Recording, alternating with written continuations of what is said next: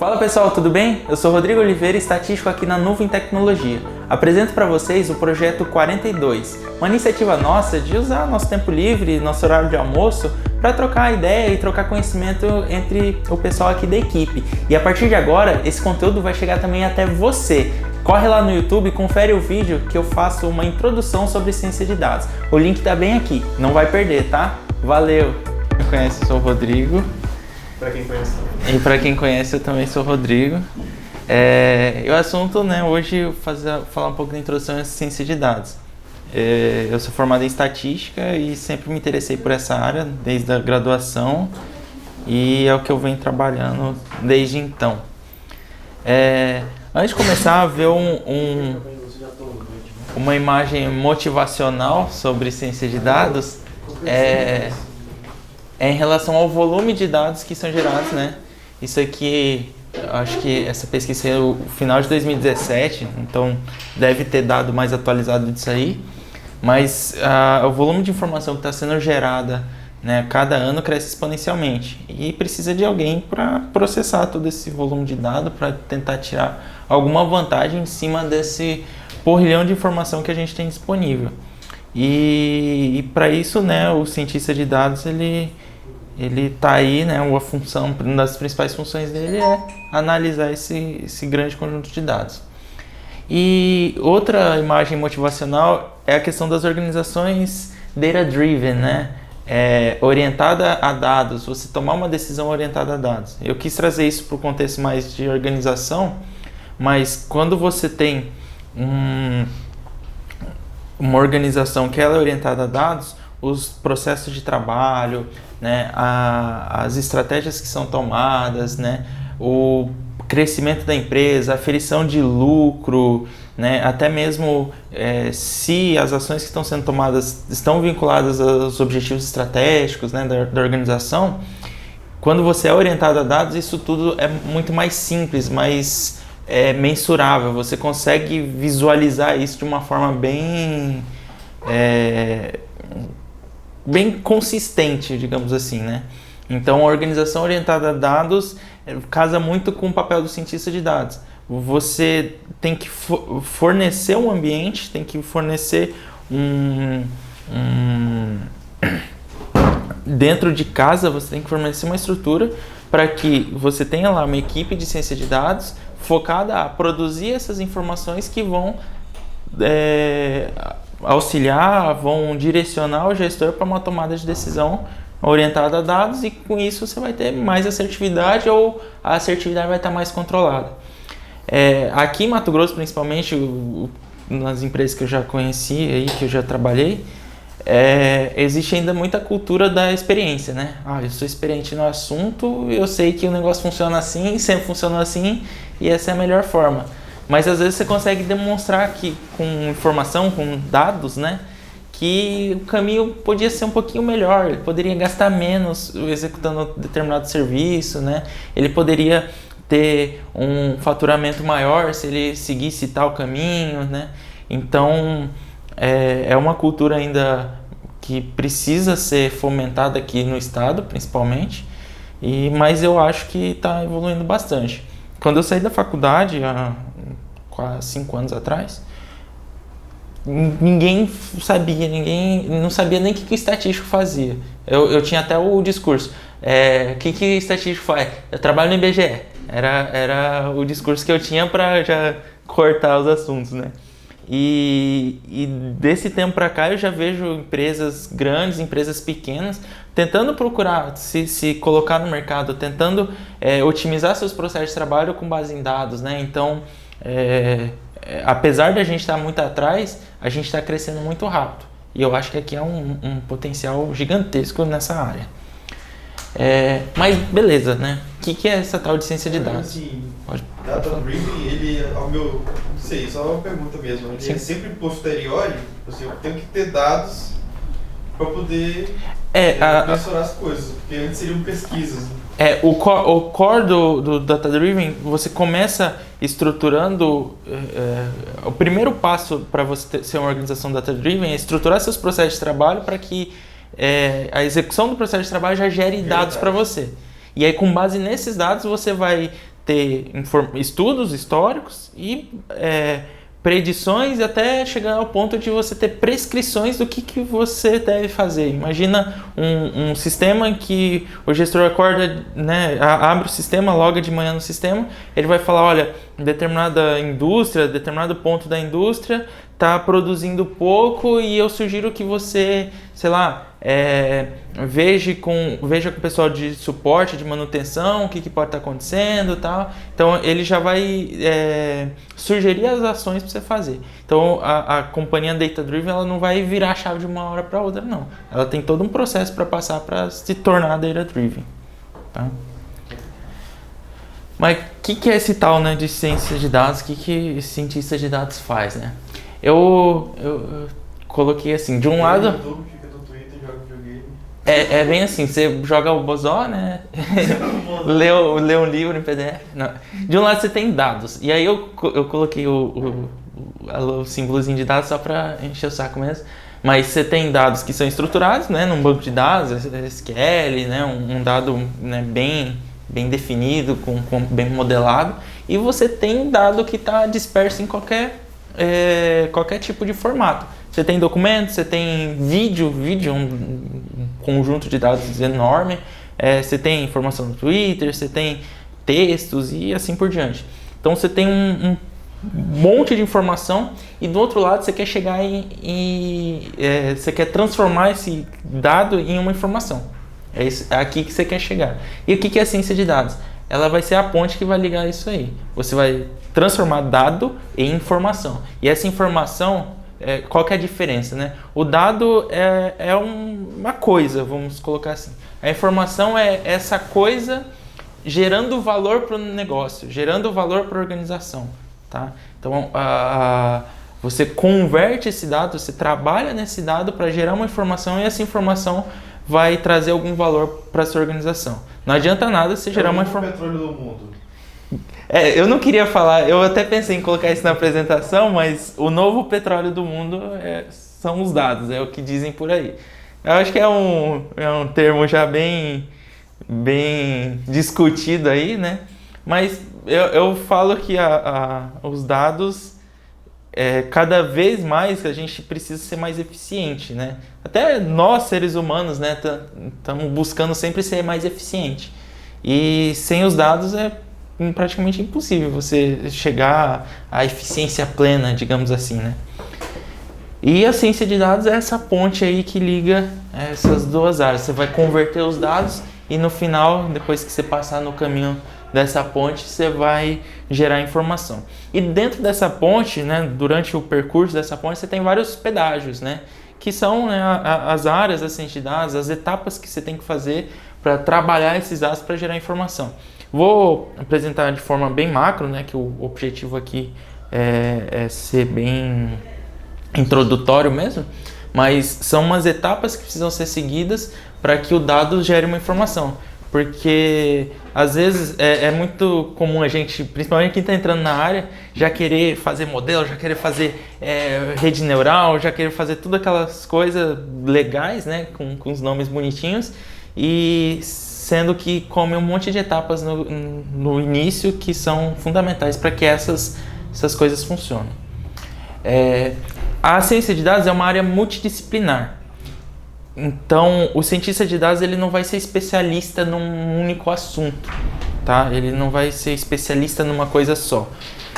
E aí eu diria basicamente 3 tipos de especialidade que o cientista de dados não vai dominar, mas ele vai ter noção, né? Ele vai ter um conhecimento macro. Em algumas ele pode sim ter conhecimento aprofundado, né? Que a primeira coisa, estatística e matemática. No meu caso, né, a minha formação é o que seria o conhecimento aprofundado que eu tenho. Outro ponto, ciência da computação.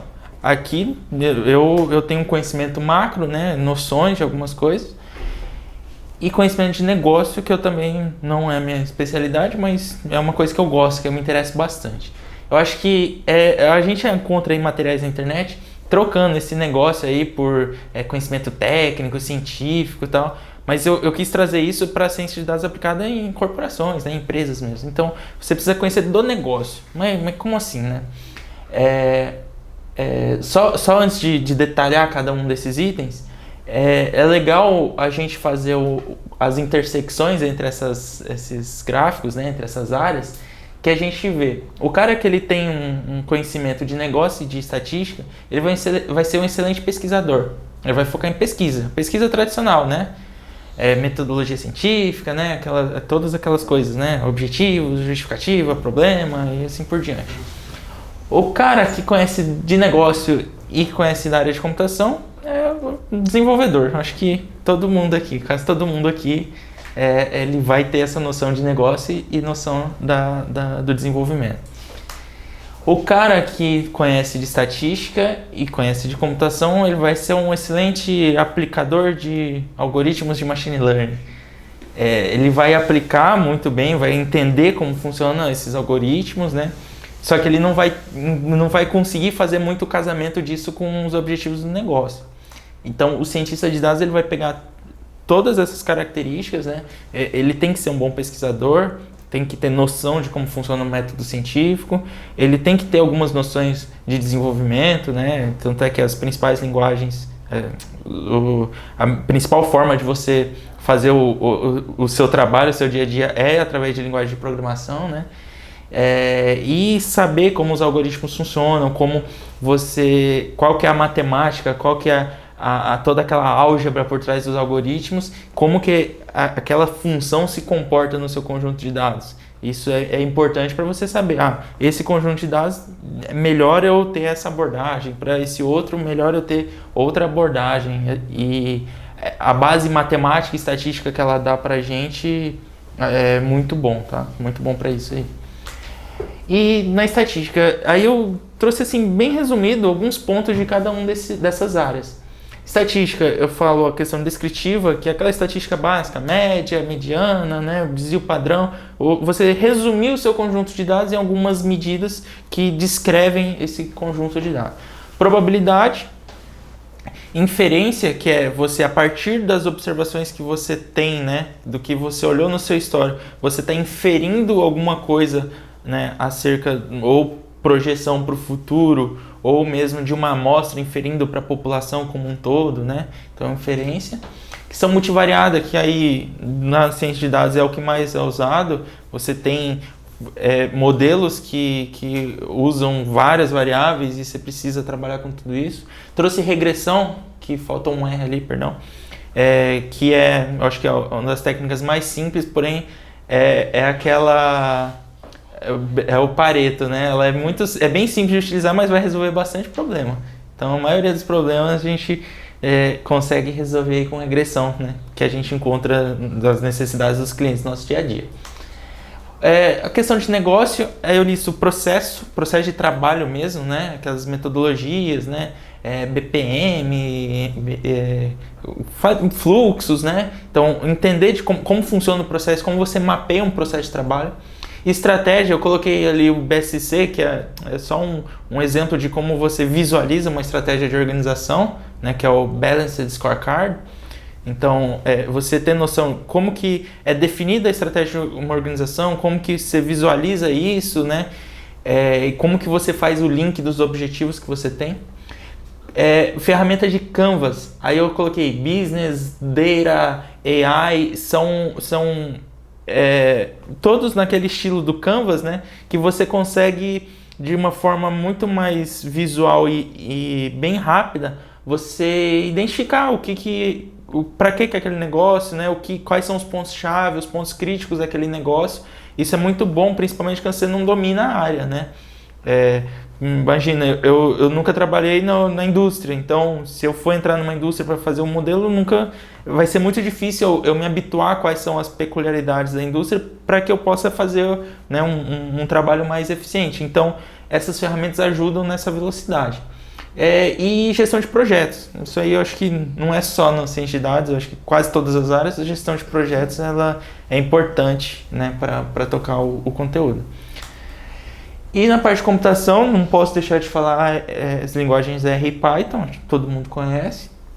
Infraestrutura de processamento, eu deixei Hadoop e Spark como exemplo, a gente precisa ter noção como que funciona essas infraestruturas. Coloquei Hadoop Spark, que eu acho que é para Big Data mesmo, né, com volumes grandes de dados.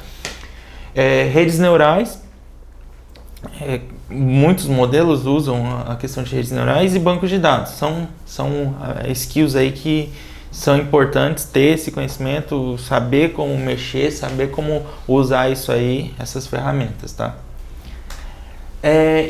E aí, qual que é o fluxo, né, para um projeto de ciência de dados? Eu preparei esse material aqui foi no metade do ano passado, foi com base assim, no que veio na minha cabeça, no que eu entendo e aquilo que eu aplico, o que eu faço, tá, no meu dia a dia. Isso aqui não foi um conjunto de referências e eu não fui adaptando isso com as experiências no meu dia a dia, tá? Primeira coisa, definir problema. Isso aqui ainda não tem nada a ver de botar a mão na massa, ainda, nada técnico. Qual que é o problema que eu tenho para resolver? E como que eu resolvo esse problema? Quais são os dados que eu tenho disponíveis para resolver esse problema, né? Então, definir esse problema, isso precisa estar bem estruturado, bem enraizado na cabeça, né, tanto do cientista de dados quanto do cliente. E isso precisa estar, dependendo, né, da situação, bem documentado também. Isso eu acho importante, porque lá na frente o projeto acaba que vai ter muitos... vai pivotar várias vezes e o negócio acaba se perdendo. Preparação dos dados. Ok, eu defini os dados, eu preciso preparar. Isso aqui eu acho que é a maior parte do tempo a gente gasta nisso aí. O dado, voltando no slide lá da ponte, os dados, eles não estão todos lá no banco de dados, bonitinho, estruturado. Às vezes, até dentro de um banco de dados bonitinho e estruturado, eles estão estruturados para um sistema, para otimizar a velocidade de um sistema, né?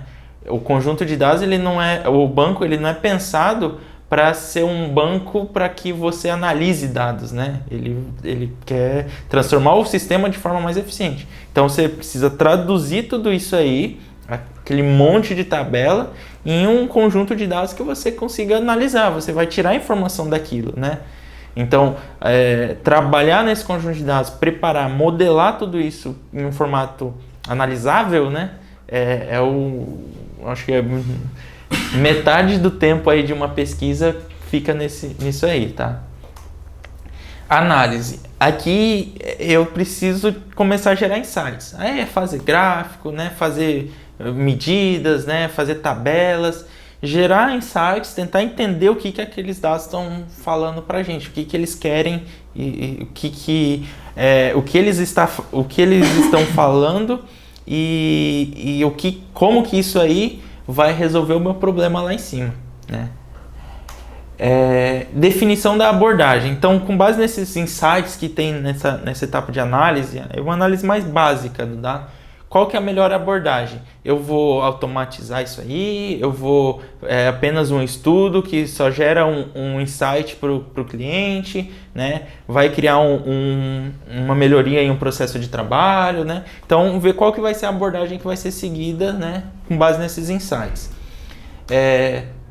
Depois eu preciso otimizar os resultados, né? Eu vou definir essa abordagem e eu preciso otimizar os resultados do problema que eu tenho. Às vezes eu quero aumentar meu faturamento, eu faço um monte de trabalho e no final das contas o faturamento fica a mesma coisa, né? Eu mudei o processo de trabalho, o pessoal ficou puto da vida porque teve que trabalhar diferente então um monte de esforço que é feito em cima disso que precisa ter o resultado. Então, é um trabalho faz um piloto, testa, vê como funciona, não deu certo, testa uma outra abordagem e vai nesse ponto sempre otimizando, você tentando melhorar o resultado da entrega da sua pesquisa, né? Então, essa etapa aí é a etapa do pesquisador mesmo, né? Você precisa potencializar os resultados com base nas análises que você está fazendo. Apresentar, aí eu quis colocar isso aí separado, eu até no fluxo inicial que eu tinha feito eu não coloquei, mas eu trouxe aqui assim, o cientista de dados ele tem que ir lá na frente no presidente da empresa e tu vai ter que apresentar o modelo, vai ter que apresentar um monte de conta, um monte de gráfico e fazer com que o cara preste atenção e convencer ele de que aquilo lá é melhor para ele. E é muito difícil lidar com esse tipo de gente, né? Com o pessoal, presidentes, né? Diretores de empresa, porque o tempo deles é muito curto, né? Então você precisa ter uma habilidade de comunicação também bem bacana. E automação, se necessário, né? Vamos automatizar isso aí, junto com o pessoal da TI, para tentar automatizar algum processo, automatizar alguma coisa. E o monitoramento. Às vezes um modelo, né? A automação tem muito na área bancária, área financeira. Então, criou um modelo para risco de crédito, onde segmenta lá a concessão de crédito para cliente. Então, isso é automatizado, mas precisa monitorar se esse modelo está bom, se a taxa de inadimplência começa a aumentar, eu preciso trocar a abordagem, às vezes o perfil do cliente muda e assim por diante. Então, é um monitoramento constante que precisa ter, tá? Ele não tem um início, meio e fim, digamos assim. Vamos supor que o problema é entender qual o ponto de coleta que tem maior oferta, maior demanda de ofertas, e sei lá, que os caras estão mais demorando para chegar, e aí beleza, eu tenho uma coleção de dados lá dentro do meu banco que dá isso, aí eu preparei eles, só que aí eu extraio do banco, eu tiro uma foto desses dados e coloco em outro lugar, aí no minuto seguinte esse dado aqui continua atualizando, eu só vou olhar para esses dados aqui. Assim, vamos pensar nesse caso aí, modelo, né? Seria a ideia... Uma ideia comum aqui. Comum. Imagina, você tem pessoas que precisam de serviço e pessoas oferecendo serviço, né? E você precisa conectar isso geograficamente. Mas eu só quero saber geografia para eu, sei lá, fazer um marketing isso. direcionado, para eu ver se tem alguma coisa que os caras não estão conseguindo assim, chegar até lá, porque o cara está demorando para chegar. Então... Tá. Esse ponto, acho que a primeira coisa, você tem que começar pelo simples, né? Então, a primeira coisa é tirar uma foto desses dados, estruturar, preparar eles e identificar as regiões que têm maiores ofertas, as regiões que têm as procuras maiores, né? Fazer uma relação, aí eu imaginaria uma variável que seria a proporção de oferta com procura, né? Quem está querendo o serviço e quem está oferecendo o serviço, e às vezes calcular, eu tenho tantos por cento que eu estou de atendimento, de cobertura, digamos assim, das demandas. Então você teria uma espécie de variável para isso e identificar, dispor isso geograficamente. Pensando já em automação, a Uber faz isso muito bem, que eles têm isso já é um algoritmo mais evoluído, uma inteligência artificial, não sei em detalhes como que é, mas você tem a região, né, o espaço geográfico bem lá trabalhado, e você você permite para que quem oferece o serviço faça já uma autogestão do trabalho. Ele sabe onde tem maior concentração de procura pelo serviço dele e ele consegue fazer essa gestão, né? Então, o primeiro ponto é identificar quais são os pontos críticos, aquela questão, responder o porquê que os pontos são críticos, às vezes a própria infraestrutura da região não permite aquilo, né? E o segundo ponto, que aí já é automatizado, você entra na questão da empresa, da corporação data driven, né? Você está permitindo uma autogestão do serviço, né? Você está possibilitando sem ter que ficar, né, o tempo lá fazendo a gestão de tudo aquilo, né? Você está fazendo isso de forma automática. Respondi a pergunta? Eu entendi, sim. Essa parte da automação vai fazer, aqueles passos ali já foram trilhados, então ele vai pegar já os dados que já é colocado no lugar, já está preparado. Isso. Tudo. E aí o monitoramento seria que a leitura desses dados está vindo ali o tempo todo. O monitoramento nesse caso seria, isso está sendo eficiente? No monitoramento, geralmente a gente tem uma métrica e define uma meta para isso, né? Se essa métrica não está comportando do jeito que eu quero, está errado o meu processo. Eu preciso voltar e resolver, e arrumar. Então, o monitoramento é com base numa métrica, sempre. Um indicador, eu estou acompanhando esse indicador o tempo inteiro, e se esse indicador ficar abaixo, né, do que eu espero, eu preciso voltar e corrigir, ver o que está acontecendo. Tá? Agora, mão na massa.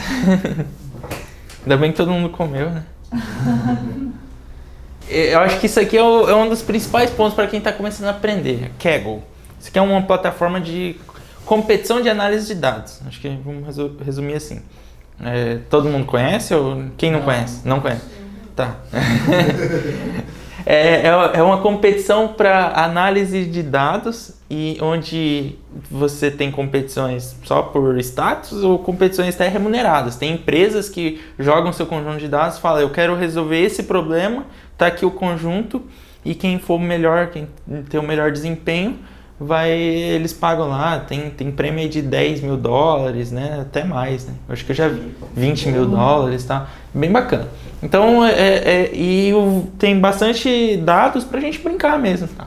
Esse aqui é uma das competições mais antigas, né, que tem, que é você tentar aplicar um machine learning para prever se a pessoa vai sobreviver ao desastre lá do Titanic. Essa é a ideia desse conjunto de dados. Então, aí ele tem aqui, explica como que é a competição, né, como que funciona, quais são os dados e tal. E eu montei aqui a análise em cima disso, aí eu montei em Python. E eu peguei algumas daquelas etapas, né, e montei seguindo aquelas etapas mais ou menos. Mas sim, de forma bem simples, né, a gente não tem muito tempo. Então, de forma bem simples para a gente ver mais ou menos como que funciona isso, né. Então, o primeiro ponto é identificar o problema. Então, a gente sabe que isso já foi passado para a gente, né? Na vida real, as coisas não são assim, né? Não é tudo hello world, né?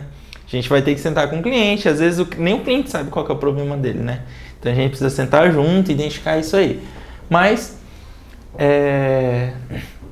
nessa etapa, a identificação do problema e identificação quais são os dados que a gente tem. Vamos obter isso, vamos coletar, vamos jogar, estruturar tudo isso aí.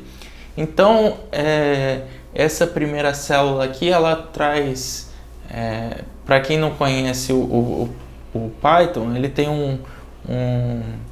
uma ferramenta que é no notebook, né? E a Google tem essa ferramenta aqui do Colab, que é muito boa, que você usa a infraestrutura da Google para rodar isso aqui. Então, é bem legal, assim, e é aberto para brincar, é legal. E tem GPU, TPU para você brincar com alguns modelos. Claro que eles limitam, assim, o tempo que você usa isso, mas é bacana. Então, a importação da base eu salvei no meu Google Drive aqui, tá? Só para a gente baixar, que são esses dados aqui que estão nesses dois arquivos CSV aqui, tá? E aí ele explica que você tem o train, são os dados já rotulados, ou seja, eu tenho as informações da pessoa e o resultado, se ela sobreviveu ou não ao naufrágio. E o teste, eu não tenho essa coluna que sobreviveu ou não, que é onde eu vou aplicar meu modelo, mandar, submeter na competição e eles vão avaliar lá se eu fui bem ou não, entendeu? Então, aqui eu leio os dados, né, usando essa função dessa biblioteca Pandas.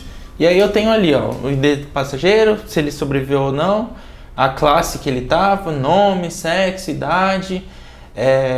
Essas duas variáveis elas são meio confusas, mas aqui, do ponto de vista de filho, quantos pais tinham, e aqui do ponto de vista dos pais, quantos filhos tinham, uma coisa assim, quantos parentes tinham.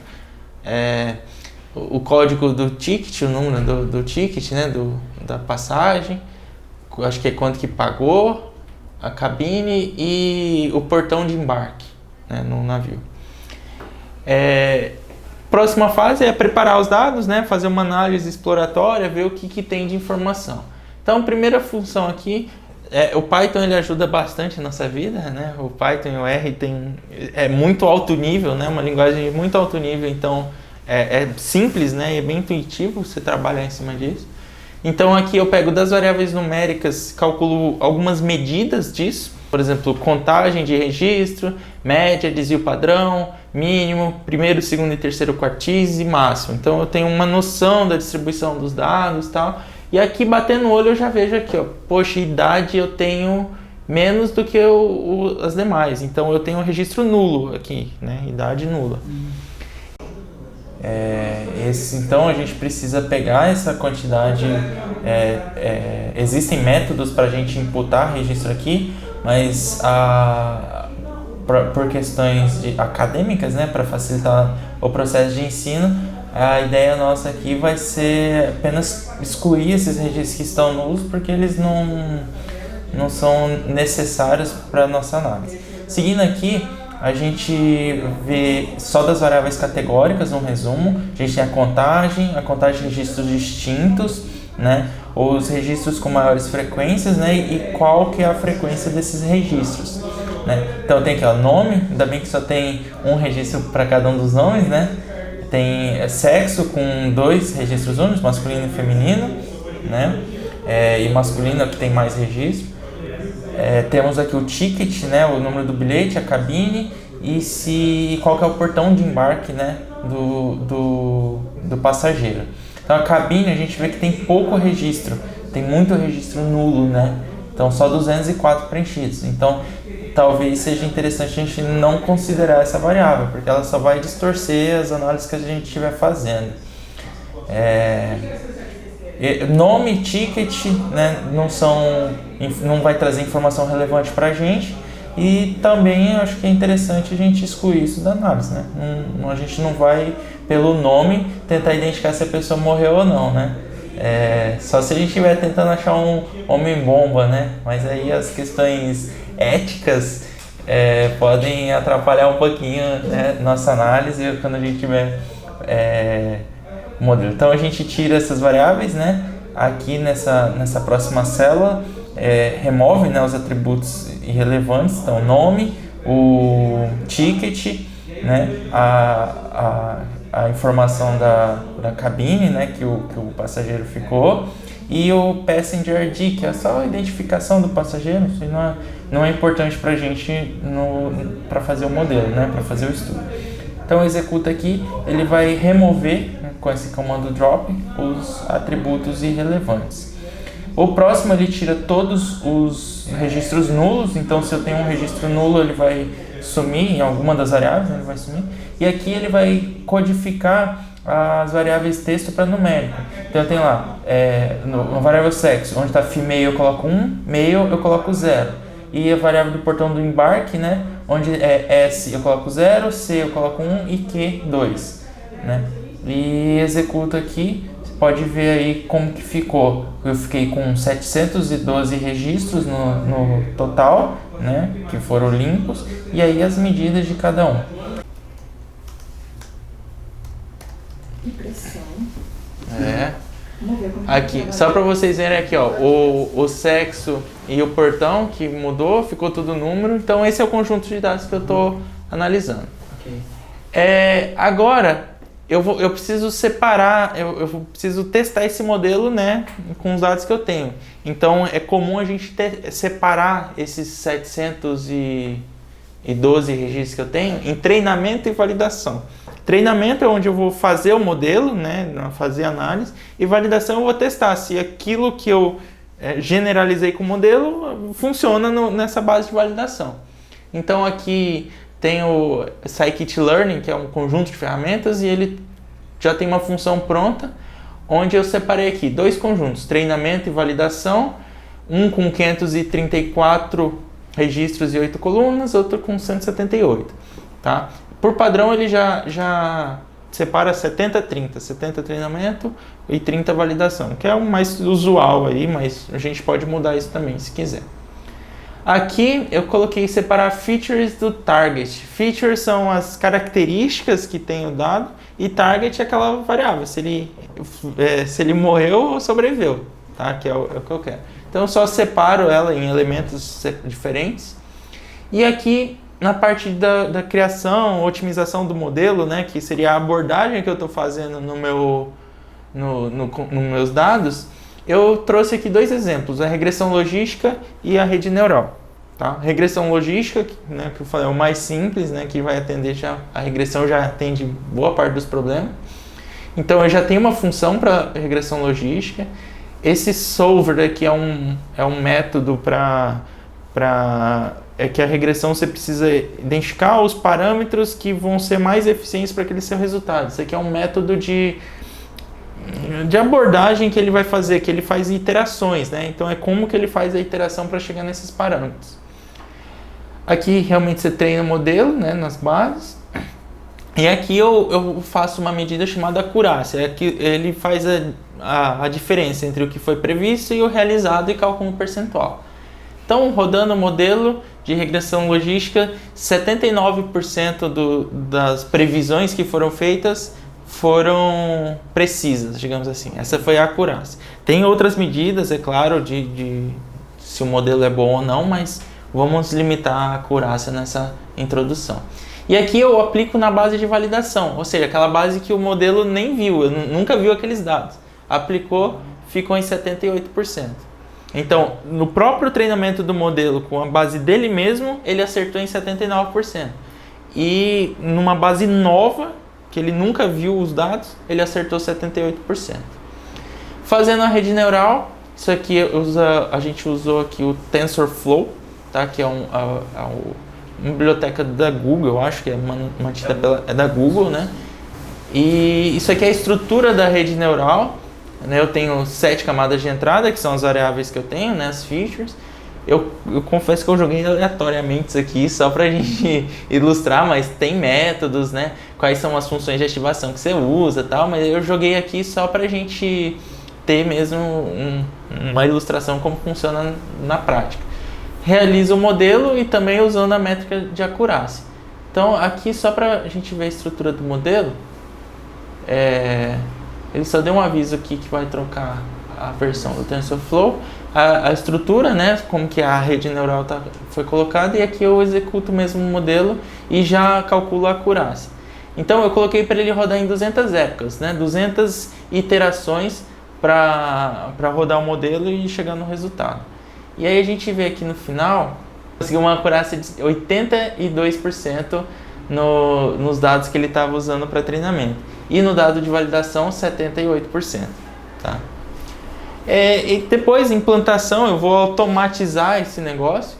Então, eu vou receber dado, vou passar pelo modelo e ele vai falar lá no portão do Titanic, o cara vai dar um ingresso, vai entrar, ó, você vai morrer. Não, você vai reviver. Já dá o carimbo vermelho. Já dá o carimbo vermelho lá pro cara. Né? Mas volta ali, cara. Pode falar. Muita loucura, volta mais. É bastante loucura. Mais. Aí, separação das fitas do target. Esse drop treinamento, esse cara aqui. Aqui eu tirei a variável que sobreviveu. Certo. E coloquei. Como se eu fizesse. Aqui é com todas as variáveis e aqui é só sobreviveu. Só separei em elementos diferentes, objetos diferentes. Tá? Aí você tirou a variável sobreviveu, que é para a base não ver ela. Isso. Para dizer. Isso, exatamente. Mas, e a base de treinamento tem a sobreviveu. No treinamento eu tenho aqui, ó. Isso aqui é o meu treinamento, vamos colocar. Eu vou ter todas as características da pessoa e eu vou ter o resultado se ela sobreviveu ou não. A mesma coisa na validação, eu vou ter todas as características e o resultado. Quando eu treino o modelo, deixa eu colocar aqui, eu vou passar para o modelo, olha, você tem que treinar essas características e o resultado é isso aqui. Isso. E aí ele vai falar, ele vai criar um vetor de pesos para aquelas características. Aí é loucura total. Ele pega e coloca tudo randômico lá e vê o que deu e se certo ele diz sim. Exatamente. Não é bem assim, né? Não é aleatório, não é aleatório, tem as funções, né? Tem como você inicia o treinamento do modelo, ele vai passar como que você tem funções, por exemplo, um gradiente descendente, você vai pegar a diferença entre a saída que deu e a saída esperada, vamos pegar assim, né, o resultado predito por esperado, você vai calcular uma derivada disso aí e ao longo das iterações, se essa derivada ela não diminuir, significa que você está indo para o lado errado. Então você, em vez de reduzir o valor, você vai somar, tal. Então ele tem um método que é bem eficiente para você aleatorizar essa distribuição de pesos, tá? Definir o caminho certo, né? Ele vai seguir o caminho certo. Se ele estiver seguindo o caminho errado, ele vai mudar, entendeu? E para a regressão logística é mais simples, digamos assim. É um conjunto de equações que você aplica, que você já garante a melhor combinação de parâmetros para aquela função representar os seus dados. Aí você tem acho que o mais conhecido são os mínimos quadrados, por exemplo, né? Você aplica uma função que já é como se fosse uma equação matricial e você vai conseguir já a melhor combinação de parâmetros para aquela função. Isso aqui não é mais que uma função. Eu vou ter lá um vetor, na rede neural eu vou ter lá um JSON que vai ter um monte de pesos e cada peso deles vai ser multiplicado pela variável. Por exemplo, sexo. Se for 0, é vezes esse peso continua 0. Se for 1, esse peso aqui vai mudar para tanto.